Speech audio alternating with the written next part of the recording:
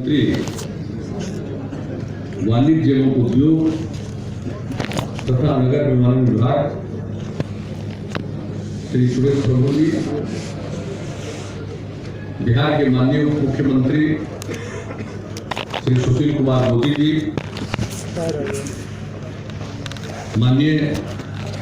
केंद्रीय राज्य मंत्री नागर विमानन विभाग श्री जयंत सिन्हा जी, केंद्रीय ग्रामीण विकास राज्य मंत्री श्री रामकृपाल यादव जी, दरभंगा जिले के प्रभारी मंत्री और राज्य सरकार के भवन निर्माण विभाग के माननीय मंत्री श्री महेश्वर हजारी जी, दरभंगा जिले के निवासी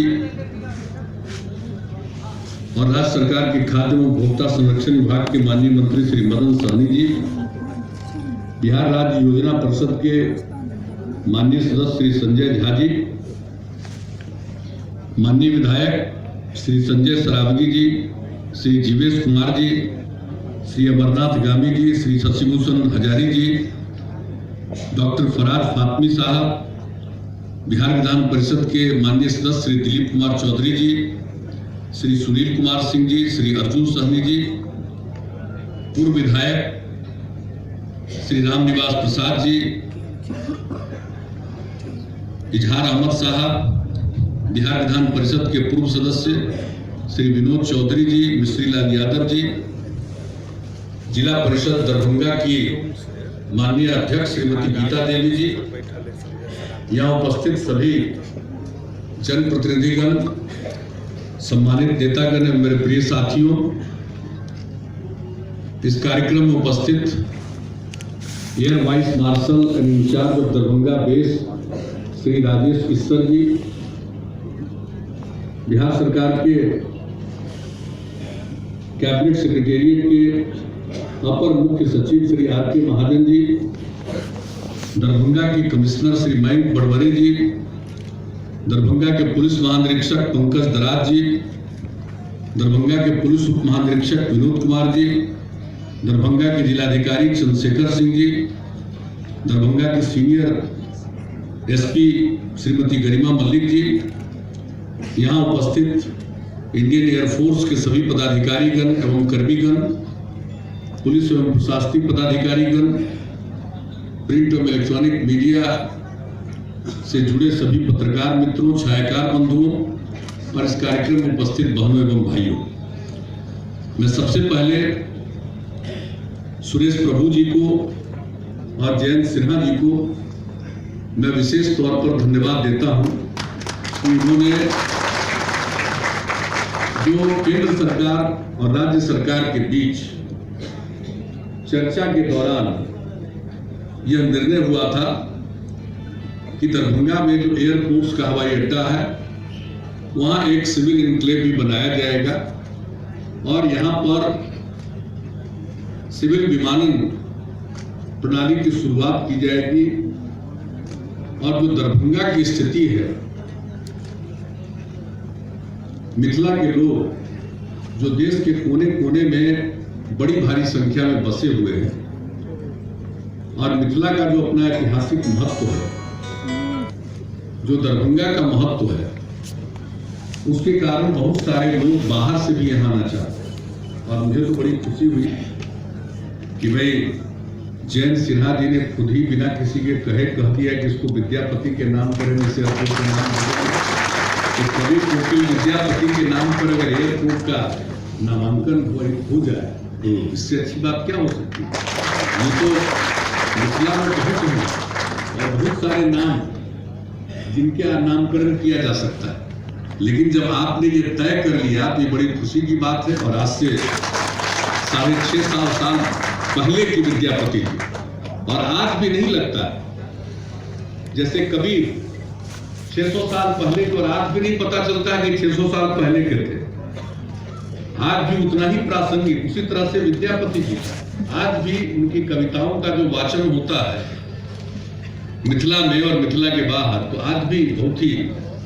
लगता है कि बिल्कुल आज की चीज। और विद्यापति जी का महत्व सिर्फ एक कवि के रूप में नहीं, जो उस समय के राजपाट चलाने वाले राजा थे,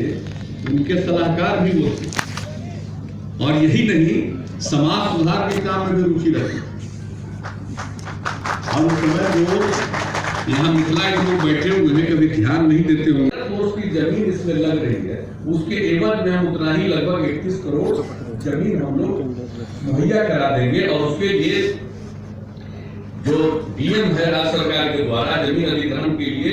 जो भी राशि का अमाउंट इन लोगों ने बताया 121 करोड़ 43 लाख रुपए, ये राज्य सरकार की तरफ से स्वीकृत कर दिया गया है। जो आपका बनेगा टर्मिनल बिल्डिंग जो अभी एयरफोर्स की अपनी जमीन है उसमें बने, इस एयरफोर्स को कोई नुकसान नहीं हो, उनको ये अतिरिक्त जमीन मिलनी चाहिए, वो भी हम लोगों ने कर दिया। और उसी तरह से पूर्णिया के लिए भी हम लोगों ने काम कर दिया है कि पूर्णिया में भी हो, लेकिन पूर्णिया भी एयरफोर्स का।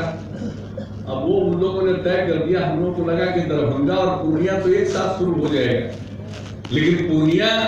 का जो एयरफोर्स का एयरबेस है उन लोगों ने कहा कि 2 साल हमको लगेगा एयरबेस को और स्ट्रेंथन करने वाले, तो 2 साल लग जाएगा, तो 2 साल विलंब से होगा। लेकिन दरभंगा में तो अब ये काम शुरू हो गया और मुझको पूरा भरोसा है, जैसा हम सब लोगों को यकीन दिलाया गया है कि दिन ज्यादा नहीं लगेगा, 31 मई तक जो अभी काम शुरू किया जा रहा है वो पूरा हो जाएगा और जून महीने से सेवा शुरू हो जाएगी। और इसमें जब इसके लिए तो जो निकला था विज्ञापन, उसके आधार पर तो सिलेक्शन हो चुका है, कौन आएंगे चलाएंगे, जो स्पाइस जेट के लोग ही चलाने वाले हैं, और मुंबई का और दिल्ली का और बेंगलोर नहीं मुंबई बोलिए, वैसा मत कहिए, अपना तो बड़ा कॉन्शियस रहते हैं कि हमारे नाम पर सही दूसरे राज्य के जो नाम है उस पर कॉन्शियस रहना, सचेत रहना चाहिए, तो वहां शुरू होगा। लेकिन हम तो बताए अभी अच्छा किया तो यहाँ बता दिया, हमने उन दोनों मीटिंगों में लोगों को बताया कि आप लोगों को मालूम है कि मिथिला के कितने लोग हैं छत्तीसगढ़ के रायपुर में। हम जब केंद्र में मंत्री थे उस समय एग्रीकल्चर मिनिस्टर और छत्तीसगढ़ अलग हुआ था मध्य प्रदेश से, तो वहाँ के गवर्नर डीएन साहब बने थे, एक आईपीएस अफसर तो बिहार के, तो उन्होंने हमको आमंत्रित किया था वहाँ। उस समय हम जब बेमेल शादी होती है, अधिक उम्र के पुरुष के साथ कम उम्र की लड़की की शादी कर दी जाती, ये जो बेमेल विवाह और बहु विवाह उसको लेकर जो परेशानी थी, और दूसरा शराब के प्रचलन के चलते परेशानी थी, इन दोनों के खिलाफ उन्होंने सशक्त अभियान चलाया था और काफी कविताएं लिखी। इस बात की जानकारी कि इस बार विद्यापति पर्व हो रहा था पटना में, और उस समय जो मैथिली भाषा के जानकार और विद्यापति जी के बारे में बहुत कुछ लिखते और पढ़ते रहे, उन लोगों ने मुझे जो कागज भेजा था उसमें हमने देखा, तो आप तो जानते हैं हमको विकास का काम, न्याय के साथ विकास का काम, सड़क हो, पुल हो, पुलिया हो, बिजली हो, स्कूल हो, अस्पताल हो, तो चल ही रहा है, लेकिन इन सब चीजों के साथ समाज सुधार का भी काम हो। तो आपने विद्यापति जी का नाम लिया तो सिर्फ एक कवि कोकिल का नहीं, एक समाज सुधारक के रूप में, और जो राजपाट करने वालों को सही सलाह भी देता, तो ऐसे व्यक्ति के नाम पर इस हवाई अड्डे के नामकरण की बात आपने सोची है, मैं इसके लिए भी आपको धन्यवाद देता हूं। और हम सब लोग इसमें कहना क्या है, आज की मीटिंग में ही आपने कह दिया, हम लोगों ने कह दिया, अब इसको 2-3 दिन के अंदर यहाँ भेज दीजिए कि जो बन रहा है आपका टर्मिनल बिल्डिंग, वहीं पर लिख दिया जाए टर्मिनल बिल्डिंग के बाहर कि विद्यापति के नाम पर ये रहेगा टर्मिनल बिल्डिंग। और इन सब जगहों के बारे में जो क्षेत्रीय संपर्कता योजना के अंतर्गत जो एक उड़ान नाम की केंद्र सरकार ने योजना लॉन्च की है कि अनेक जगहों पर हवाई अड्डा बनेगा, और जिस तरह से लोग रेल से जाते हैं, जिस तरह से लोग सड़क से जाते हैं, उसी तरह से हवाई मार्ग से भी वो जाएं एक जगह से दूसरी जगह पर। लोगों को जिसको कभी कल्पना नहीं था वो भी हवाई यात्रा करे, और आजकल कितने लोग हवाई जहाज पर चढ़ रहे देख रहे हैं, सुरेश प्रभु जी भी नया रेल मंत्री, हम भी नया रेल मंत्री, सब जगह तो लोग रेल का सहारा देता है। और आजकल हम देख रहे हैं हम भी सबसे अधिक रेल से लोग यात्रा करते हैं, सड़क मार्ग से यात्रा करते हैं। लेकिन अब जिस तरह से पटना हम लोग सांसद थे, एक तो हवाई जहाज चलता था, कभी दिल्ली से पटना, यहाँ से रांची, तब दिल्ली, और कभी कभी दिल्ली से रांची, वहां से पटना, यहाँ तक एक चलता था। उसका वो चलने लगा, लेकिन इससे ज्यादा कभी नहीं। और आज क्या हालत है पता नहीं, इतना बड़ा आदमी होकर मोबाइल से काम करते हैं। मौसम के चलते थोड़ी संख्या इसलिए बढ़ी। और रात भर हम लोग जहाँ रहते हैं, जो सरकारी निवास है, मुख्यमंत्री आवास है, ठीक उसके ऊपर से जाता है, वो फनल है, उसी के ऊपर से जाता है एरोप्लेन। रात में नहीं छोड़वा देता है, कभी 2 बजे कभी 3 बजे रात में नींद टूट जाती थी। कोई बात नहीं है कि इसमें हवाई मार्ग से अपना एक जगह से दूसरी जगह पर जाए। 48 सोच लीजिए, यदि 48 एयरपोर्ट लैंड कर रहा है तो 48 टेक ऑफ करेगा। आप कितनी बड़ी संख्या में लोग जा रहे हैं। पटना एयरपोर्ट की हालत कैसी हो गई है, लाइन में लोग खड़े रहते हैं, बड़ा मुश्किल होता है, बड़ा संघर्ष करना पड़ता है लोगों को हवाई जहाज में अंदर जाने के लिए। हम तो आग्रह करेंगे और हमने रास्ते में कहा भी है कि जरा इस पर भी ध्यान दे दीजिए। वहां का टर्मिनल बिल्डिंग तो बनने वाला है, उसके लिए राज्य सरकार को ऑफर करना था, एक्सचेंज में हम लोगों ने ऑफर कर दिया, सब कुछ कर दिया। काम लगेगा 2-2.5 साल में जरूर पूरा होना चाहिए काम, 3 साल में। और इन सब चीजों की, चाहे दरभंगा एयरपोर्ट का मामला हो,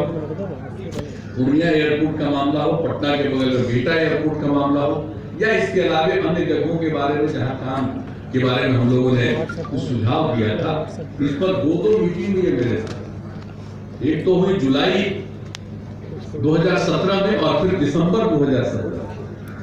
और पूरे तौर पर काफी विचार विमर्श हुआ है और ये तय हुआ कि भाई यहाँ होगा। और यहाँ पर तो जो एयरपोर्ट, ये जो एयरफोर्स की जमीन है, उसी में ये टर्मिनल बिल्डिंग बनेगा।